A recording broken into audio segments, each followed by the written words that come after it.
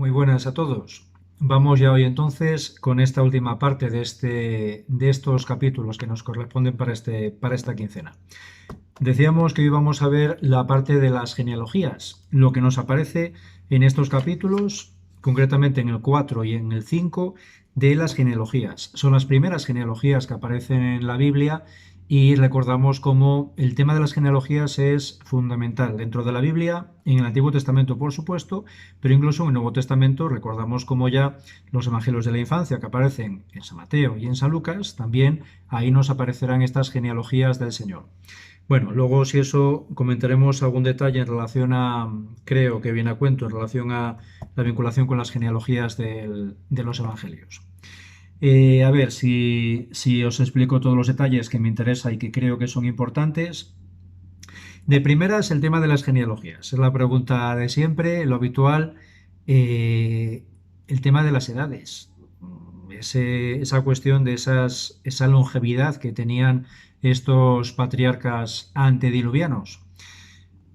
En el fondo es un misterio. Es decir, aquí no hay, lógicamente, no hay una respuesta científica a esto, no la puede haber, porque recordamos como la palabra de Dios, evidentemente es palabra de Dios, tiene infinidad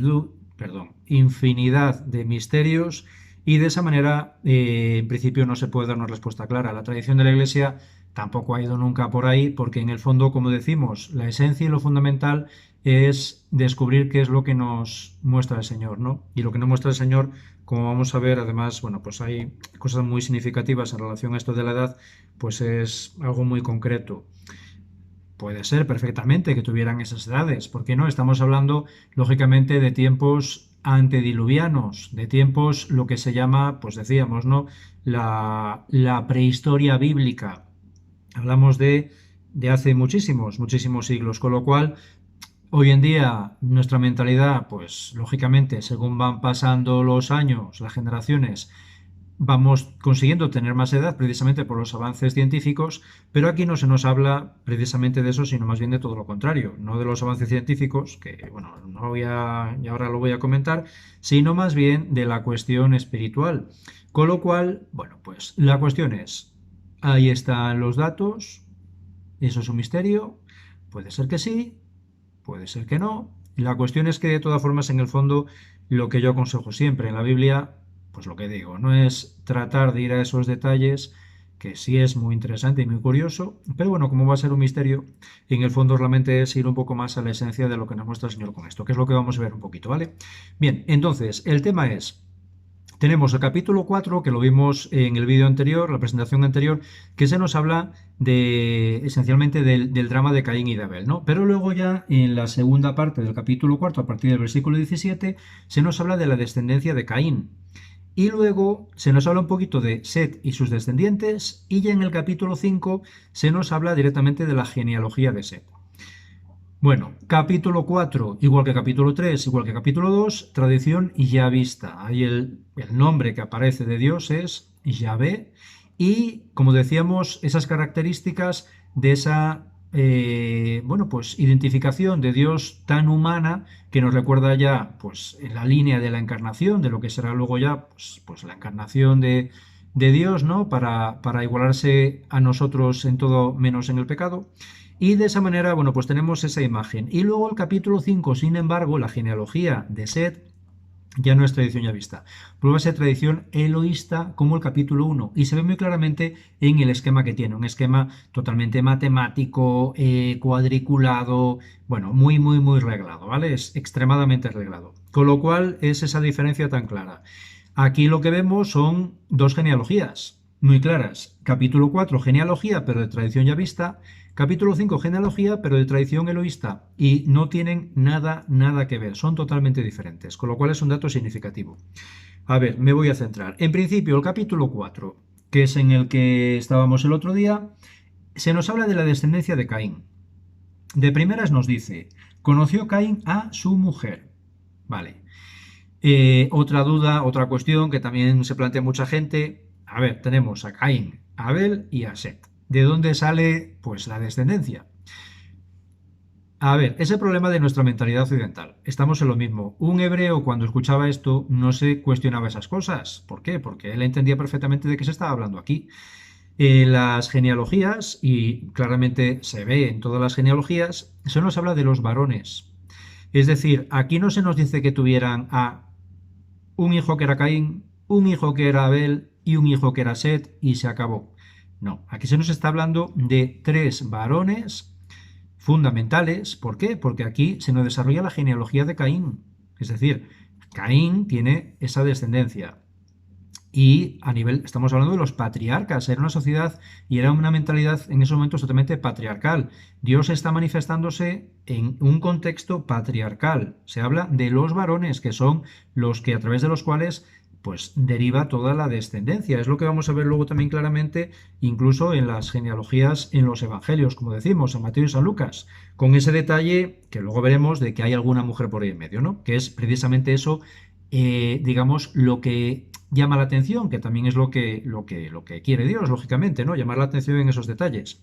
Bien, pues entonces tenemos a Caín, tenemos a Abel, tenemos a Set, pero eso no quiere decir que no hubiera más varones descendientes de Adán y Eva, y lógicamente había mujeres descendientes de Adán y Eva, pero que no aparecen, no se nombran. Aquí se nombran simplemente a los que son vitales en este contexto. Caín, con todo lo que ocurre.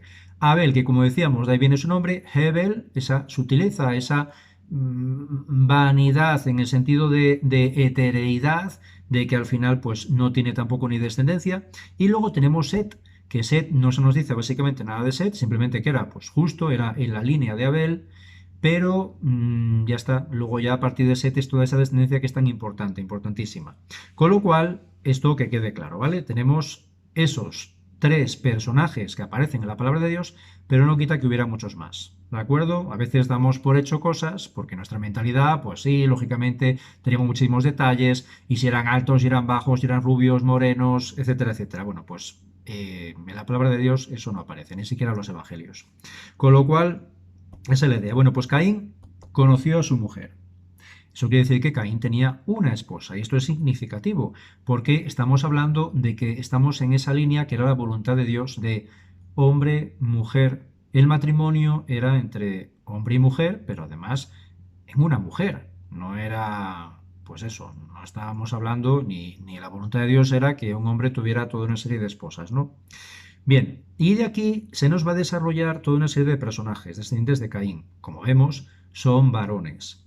Enoc, con H, no es sin H, Irad, Mehuyael, Metusael, Lamec.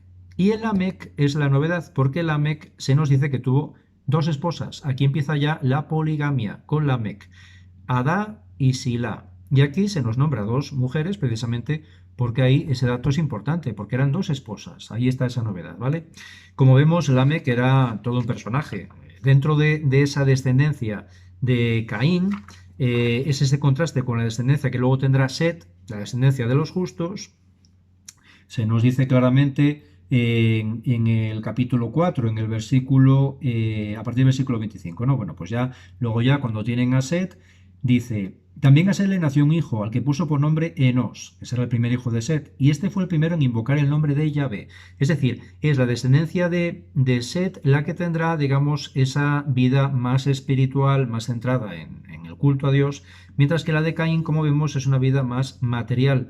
Y de esa manera nos aparece, bueno, pues que Enoc, su hijo, es el que fundó la primera ciudad. Ciudad en ese momento entenderemos, lógicamente, pues no era una urbe, no era Nueva York, lógicamente, sino que era, bueno, pues un poblamiento estable donde ya había un grupo de personas que vivían tratando, bueno, pues de llevar una vida de sociedad, ¿no?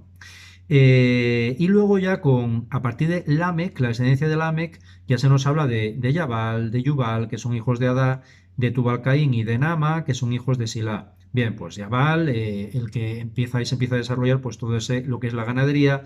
En Yubal, pues todo lo que es las artes con la música. Tubal-Caín, forjadores, ahí surge, ya se nos habla del cobre, del hierro. Y Nama, que es un misterio. Bueno, pues nada más lo vemos luego. Y la cuestión entonces, lo que decimos, aquí se nos habla ya en relación a la genealogía de Set, de su hermano, esa genealogía más centrada en Dios, que el primer hijo de Set, Enos, es el primero en invocar el nombre de Yahvé. Y aquí es significativo, estamos en la tradición yavista, recordamos, cómo se nos habla de que en aquel momento ya Dios manifiesta eso que luego aparecerá otra vez en Moisés, que luego con el tiempo se ve que se perdió, es ese conocimiento de ese Dios, ¿no? De Dios con ese nombre de Yahvé, yo soy el que es. Bueno, Naamá. Naamá es un dato curioso, porque como decimos en esa genealogía de Caín, las mujeres que aparecen son simplemente para nombrar esas dos esposas que tiene, pero sin embargo aparece una hija. Esta es la única mujer hija que aparece como hija de, es decir, dentro de una genealogía, dentro de todo lo que es el Génesis en la época antediluviana, digamos la prehistoria de la Biblia, ¿no? Y es curioso porque no es normal que aparezca una mujer y además no se nos dice nada de ella. Esto así todo, bueno, pues siempre dentro del ámbito judío siempre ha habido pues muchos cuestionamientos, porque si evidentemente aparece ahí esta mujer nada más, por algo será, ¿no? Porque luego sí veremos cómo en la genealogía, el capítulo 5 de Set, ahí no aparece ningún nombre de mujer en ningún momento, pero sí aparecen todos que tuvieron hijos e hijas, tuvieron hijos e hijas, tuvieron hijos e hijas. Bien, nada más según la tradición judía, pero no es un dato bíblico, sino que ya es un desarrollo, había dentro del ámbito rabínico muchos planteamientos, ya desde los primeros siglos de nuestra era, de que Naama fue la esposa de Noé, y de ahí la importancia, y por eso aparecería en esta genealogía. Ahí luego sería esa vinculación entre esa descendencia de Caín y esa descendencia de Set. En ese momento ya entre Noé y Naama se volvería otra vez a reunificar, con lo cual, bueno, pues ese dato es muy bonito y tiene mucho sentido, pero bueno, no es, digamos, no tiene raíz bíblica de la palabra de Dios, sino que bueno, ya es un desarrollo posterior de los primeros siglos de nuestra era dentro del ámbito judío, ¿vale? Aquí también es significativo en Lamec, como decíamos, que es pues, un personajillo. Por un lado, esto de que ahí con él empieza la poligamia. Es decir, eso no era voluntad de Dios. Es con este Lamec con el que empieza, que evidentemente no hacía precisamente la voluntad de Dios. Y luego tenemos ahí el canto de espada que se llama de Lamec, en el versículo 23 de capítulo 4, que también es interesante porque es el primer poema lírico que aparece en la Biblia, y así aparece muy claramente en todas las Biblias además, como está redactado, y dice así: Adá y Sila, oíd mi voz. Se lo dice a sus esposas. Mujeres del Ame, que escuchad mi palabra. Yo maté a un hombre por una herida que me hizo y a un muchacho por un cardenal que recibí. Caín será vengado 7 veces, mas Lamec lo será 77. Aquí se muestra claramente ese ansia y ese espíritu de venganza que aparece en este Lamec y que luego también pues irá desarrollando dentro de su descendencia. Nada que ver lógicamente con la voluntad de Dios. Así es muy bonito también vincular este pasaje, este canto de espada de Lamec, con el Evangelio, con los Evangelios, cuando el Señor, ante esa pregunta de San Pedro, que le dice San Pedro: ¿cuántas veces tengo que perdonar? Hasta 7 veces. Recordamos el 7, que es, digamos, el número de la perfección divina. Ahí hablábamos en la sesión anterior cómo cuando Dios manifiesta que el que trate de hacer daño a Caín será castigado 7 veces, o sea, es decir, un castigo perfecto, la perfección, buscando la perfección en esa persona, no un machacarle, sino el purificarle. Bueno, pues en este caso, cuando San Pedro le pregunta eso al Señor, como dice, bueno, pues ya 7 veces, perdona, 7 veces es lo más perfecto, ¿no? Y el Señor precisamente aprovecha esto de la MEC para darle la vuelta, para invertirlo. No 7 veces, hasta 70 veces 7. ¿Qué es lo que dice la MEC? Según cada versión de la Biblia aparece de formas diferentes, pero lo que dice la MEC es eso. Caín será vengado 7 veces, pero Lamec lo será 70 veces 7. Pues el Señor a la inversa. No vas a perdonar 7 veces, sino que vas a perdonar hasta 70 veces 7. Lo opuesto, y precisamente como decíamos, es la perfección divina, ¿no? El 7 elevado a la enésima potencia. Bien, pues entonces tenemos aquí esta parte de la genealogía de Caín que aparece en el capítulo 4. Es interesante también cómo aparecen 6 generaciones. Desde Caín aparece Enoc, Irad, Mehujael, Metusael, Lamec, y después de Lamec aparecen 4 hijos, pero bueno, que sería esa sexta generación. 6 generaciones implica el número 6. El número 6, que es el número de la humanidad. Es decir, no llega al 7, que es el número de la perfección divina. Se queda en lo humano, no llega a lo divino. Por eso luego el 666, el número de la bestia, el número del demonio, es igualmente, pues es como el 6, lo que no llega a lo divino, elevado a lo máximo, ¿no? Que ya es, pues directamente, que jamás llega a lo divino. Bien, pues entonces estas 6 generaciones, aquí se nos muestra esa, digamos, bueno, medio perfección dentro de la humanidad. ¿Por qué? Porque van consiguiendo muchos logros a nivel material, a nivel humano, pero ellos, esa generación, como aparece aquí, no alcanza lo divino. Y de esa manera es igual, es bonito también porque lo vemos muy claramente en lo que vimos en el capítulo 1 del Génesis, como también el hombre es creado el sexto día y es el séptimo día el que digamos que es para Dios, el día que Dios ya descansa, termina con la creación, ¿vale? Pues es en esa misma línea. El 6, número de la humanidad; el 7, el número ya por encima de la divinidad, de la perfección y lo divino. Bien, pues esto yo creo que es lo que os tengo que comentar un poco del capítulo 4 de la genealogía de Caín. Si os quiero comentar en relación a lo que comentábamos de las edades, aquí voy a meterlo ya porque luego ya en el capítulo 5, en la genealogía de Set, ahí aparecen esas edades. Vemos aquí como en Caín no aparece ninguna edad. No aparece ninguna edad en ningún momento, ¿vale? Y, sin embargo, en Set aparece con todo lujo de detalles las edades. Bien, en concreto, dentro de estas edades que decíamos que es un misterio, ahí tampoco se puede decir sí o no. Mira, eso solo Dios lo sabe. La cuestión es que tampoco tenemos que centrarnos en eso, sino centrarnos en lo importante. Y más adelante, en el capítulo 6, versículo 3 del Génesis, ahí sí dice Yahvé: no permanecerá para siempre mi espíritu en el hombre, porque no es más que carne, que sus días sean 120 años. Es decir, ahí sí ya más adelante, lo veremos, cuando lleguemos al capítulo 6, ya se pone ese límite de la edad. ¿Por qué? Por el pecado. Recordamos cómo en un principio Adán y Eva eran inmortales. La muerte entra en este mundo a través del pecado. Y luego, entonces, vamos a ver a partir de Noé, ya más adelante, como decimos, cómo ya se van reduciendo las edades. Vamos a ver más genealogías en esos capítulos siguientes y a partir de Noé se van reduciendo considerablemente las edades. Y eso es en el capítulo 11. Y a partir de Abraham, ahí ya la genealogía primera que aparece con Abraham, ahí ya no aparecerán edades.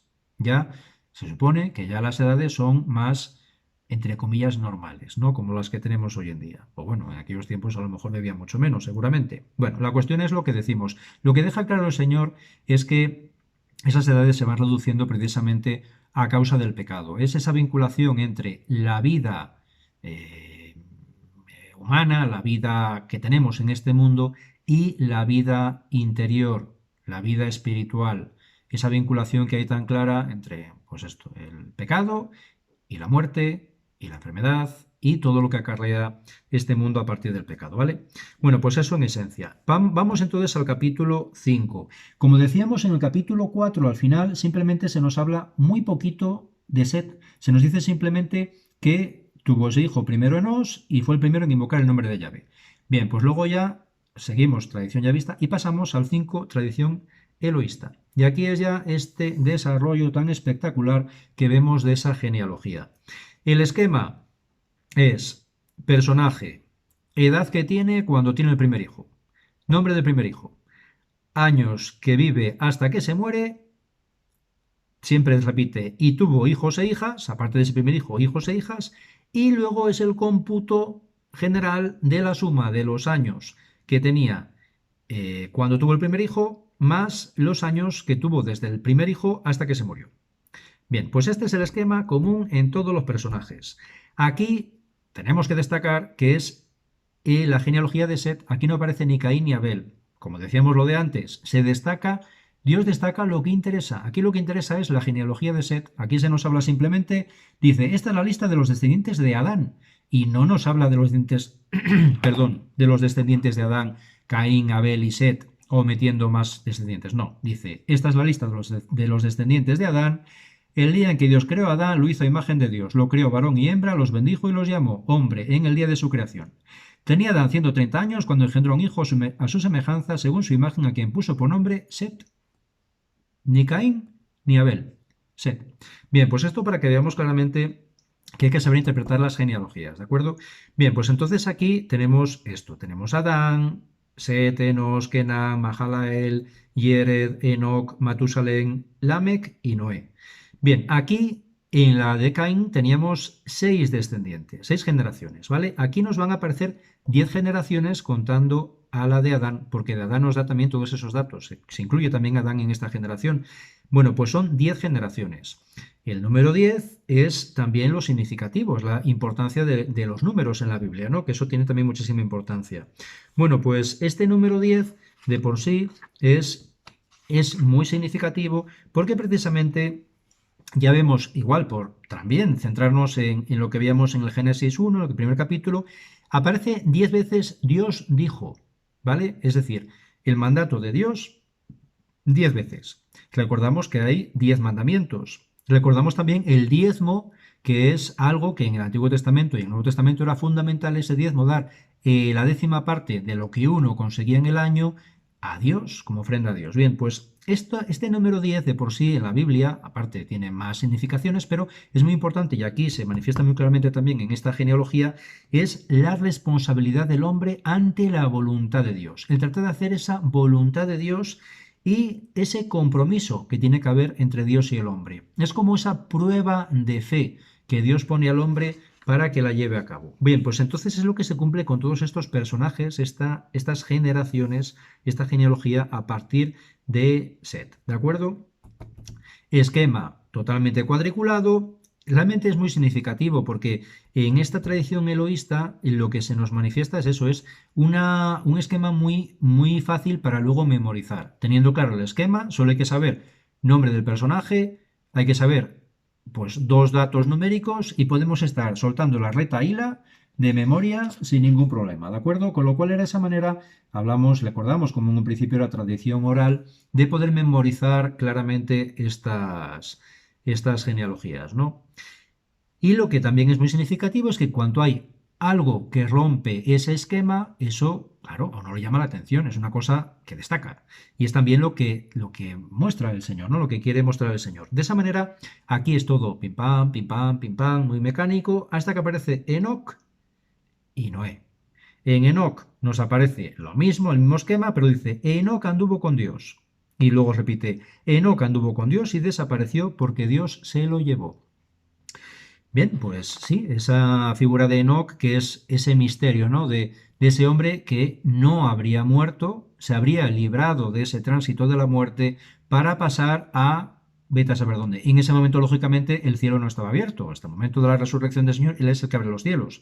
Pero es lo mismo que Elías. Es esa misma figura que aparece con Elías. Ese transportarles a Dios sabe dónde para que estuvieran ahí hasta Dios sabe dónde. Misterio, eso tampoco es cuestión de entrar ahí en elucubraciones porque tampoco vamos a resolver nada. Bien, lo que sí está claro es que aquí se nos dice simplemente eso, pero luego aparece en otra serie de pasajes bíblicos se nos está hablando de este hecho de Enoc, ¿no? Así en Sirácida 44:16 se nos dice, Enoc que agradó al Señor y fue arrebatado es ejemplo de conversión para todas las generaciones. Igualmente en Sirácida 49:14, nadie hubo en el mundo igual a Enoc, pues fue arrebatado de la tierra. Y en Hebreos, Nuevo Testamento, capítulo 11, versículo 5, por la fe Enoc fue arrebatado en vida y no experimentó la muerte, y nadie pudo hallarlo porque lo arrebató Dios. Pero aún antes de su traslado, recibió el testimonio de haber agradado a Dios. Y luego también en Judas, en la carta de Judas, 14, versículos 14-15, es muy cortita, bueno, pues también se nos habla de Enoc. Vale, pues entonces es lo que decimos. Ahí claramente se nos muestra tanto en el Antiguo como en el Nuevo Testamento este ser arrebatado por voluntad de Dios y no experimentar la muerte. Eso evidentemente manifiesta esa santidad que tendría este hombre, igual que luego lo vemos también en Elías. Pero sigue siendo un misterio. ¿Qué más os cuento de por aquí? Pues lo que os digo, en esta genealogía, capítulo 5 de Set, no aparece ninguna mujer, como vemos, aparecen solo los primogénitos, ¿de acuerdo? Nombrados, y luego ya que tuvieron todos hijos e hijas, eso lo deja claro, ¿vale? Bueno, pues es esencialmente y la importancia que tiene esto para tener claro un poco también, entender un poco el tema de las genealogías. Y estoy mirando, pero yo creo que en esencia es lo que os quiero comentar. A lo mejor se me quedan muchas cosas por ahí, pero bueno, en principio yo creo que es lo que os quiero comentar. Esencialmente es un poquito para que podamos entender el sentido de estas genealogías, que parece que es un rollo patatero, que ahí en el fondo es algo que deberíamos de saltarnos, porque tampoco dice mucho y sin embargo sí nos manifiesta muchos detalles, ¿de acuerdo? Bueno, en esencia es esa diferencia entre es la genealogía capítulo 4 de Caín y la de Set.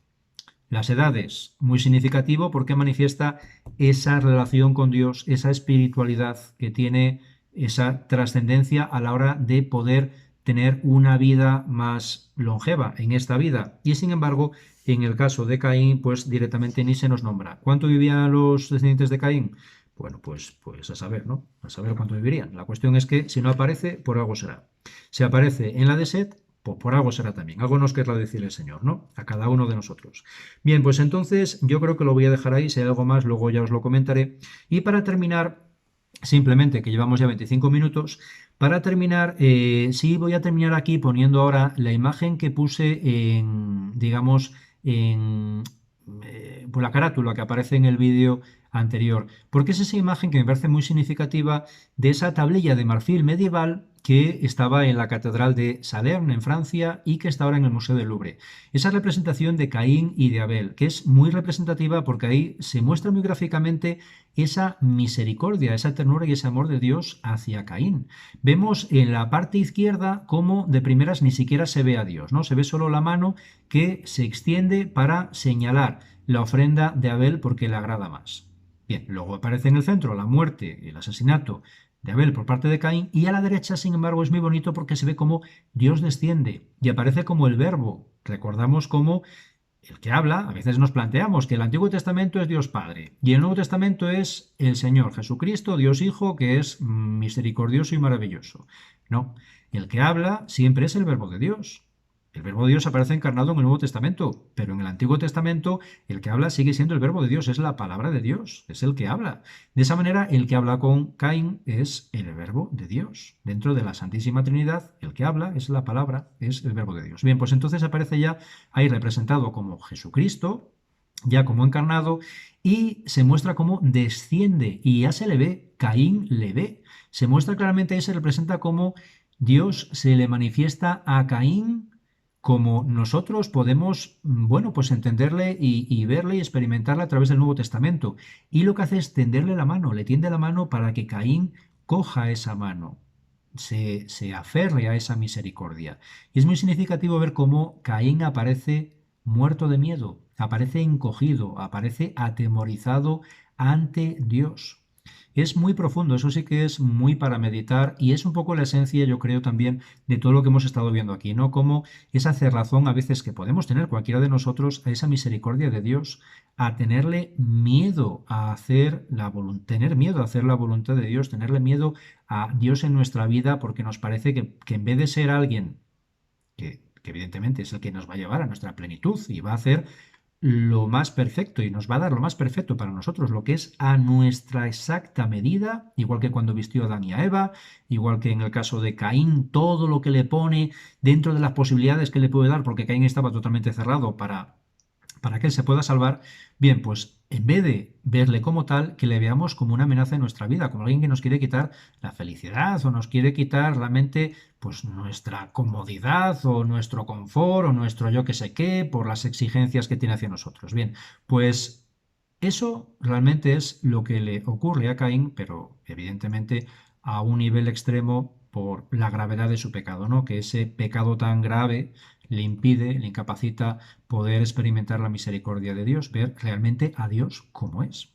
Bien, pues lo voy a dejar aquí. Yo creo que en principio está más o menos todo lo que os quería comentar.